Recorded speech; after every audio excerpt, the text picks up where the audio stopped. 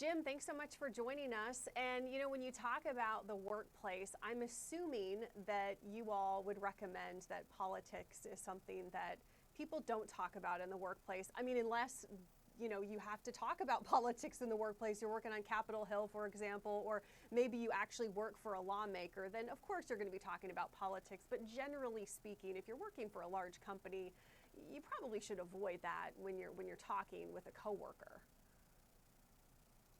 We do a lot of research in this space around what we call civility at work. And certainly politics plays a role in how we think about civility. So let's face it, those conversations are happening, whether we endorse them as employers or not.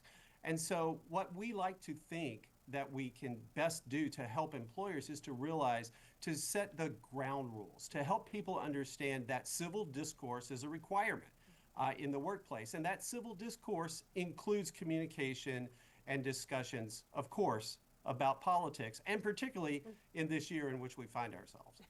Yeah, today, and that's the other thing too, is social media is a fact of life. And decades ago, that was not something that was even a possibility because it didn't exist.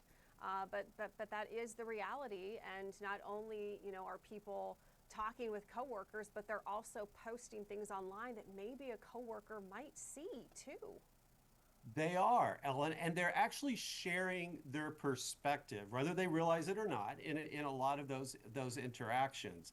And this has a downstream impact upon the workplace in particular. For example, we know that workers who rate their workplace as being uncivil are 3 times more likely to not be engaged or to be dissatisfied with their job, and they're twice as likely to look for a job within the next year, a new job, that is, within the next year. So business leaders certainly see a downstream impact of this, whether they realize it or not.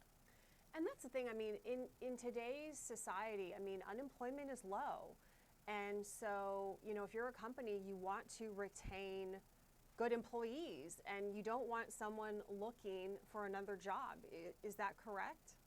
Oh, that's 100%. I mean, when you think about the labor market that we're in today, and you think about the availability of candidates that are out there, setting the tone for what's expected in the workplace for either a current employee or a job candidate, we believe is absolutely the right thing to do. And a crucial part of setting that tone is to set the ground rules, to help people understand that civil dialogue and acts of civility are expected. They're actually required in that workplace. Now, employers can find all kinds of exciting ways to set those rules and to engage employees in that way. But it's certainly a requirement, in my view, and what we talk about here at SHRM, in order to be able to establish a great work environment for people to have the ability to engage in the right way. The last question I had was, when you talk about HR, I'm a little bit older, but, I kind of grew up thinking you don't want to have any relationship with HR. Like, HR is not your friend. But I feel like the younger generation feels differently. Is that correct, where there is a different mentality about HR and that people are willing to go to HR if they feel like there is a problem or they feel like something could be improved in their workplace now? Ellen, this has shifted dramatically, and a lot of that shift occurred, fortunately or unfortunately, because of the pandemic.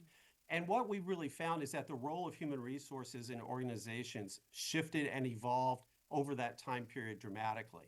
Part of that shift is that human resources professionals are now relied upon both by employees and by business leaders to help connect those dots between what's actually happening out there in the workplace with what's happening from a leadership perspective. And then, of course, in the middle of all that are these things which we're seeing and talking about now, which are acts of incivility.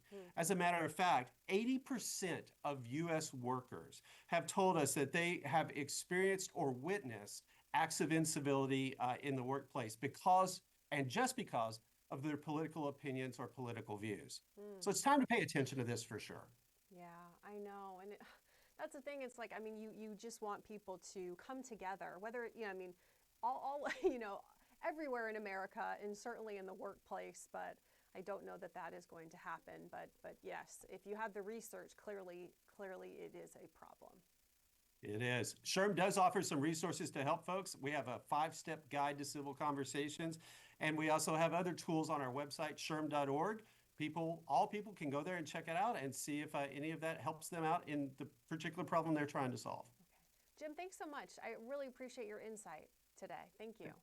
Thank you, Ellen. My pleasure.